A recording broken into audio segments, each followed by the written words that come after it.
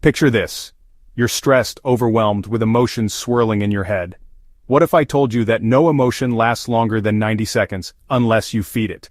Today, I'm sharing 10 powerful tools to master your emotions, build resilience, and take control of your life. Stay until the end, because the last tool might completely change how you face challenges forever. Did you know that every emotion naturally fades within 90 seconds? Harvard researcher Dr. Jill Bolte Taylor discovered this. When you feel anger or fear, chemicals flood your body, and they're gone in just a minute and a half. What keeps them alive are the thoughts you replay. Next time you're upset, pause, breathe, and count to 90. You'll literally feel the wave pass. Disappointment isn't caused by what happens. It's caused by the gap between your expectations and reality. Didn't get that promotion? Instead of saying, "I'm a failure," reframe it. This is just one setback. What feedback can I use to improve next time? Reframing isn't fake positivity. It's accurate thinking that unlocks new possibilities.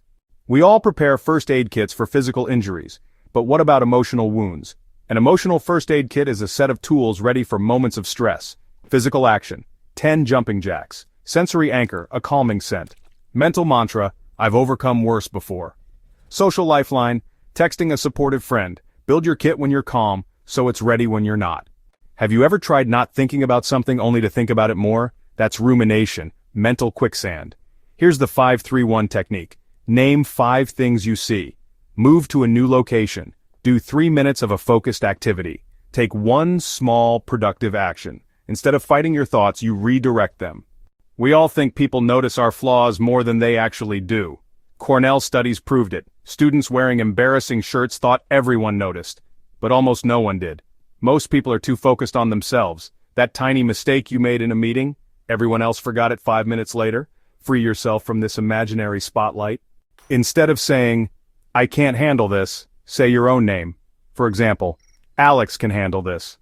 Research shows this small shift creates distance, calms your emotions, and activates your rational brain. It's like giving advice to yourself as if you were your best friend.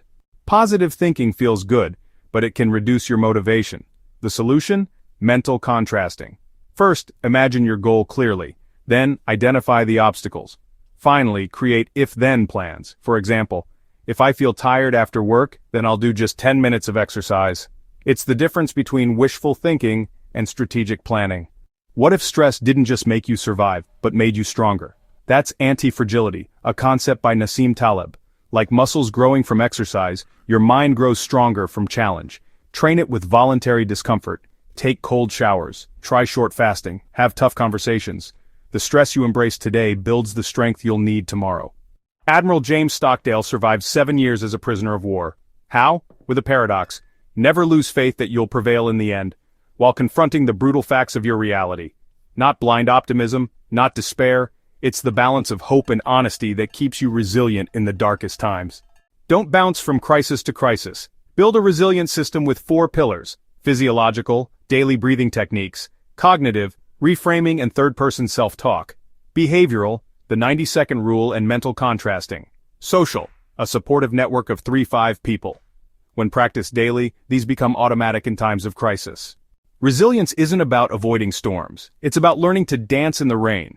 Start with one technique this week, then add another. Over time, you'll build a system that makes you truly unstoppable. If this video helped you, hit like and subscribe. Comment below, which of these 10 tools will you start practicing first?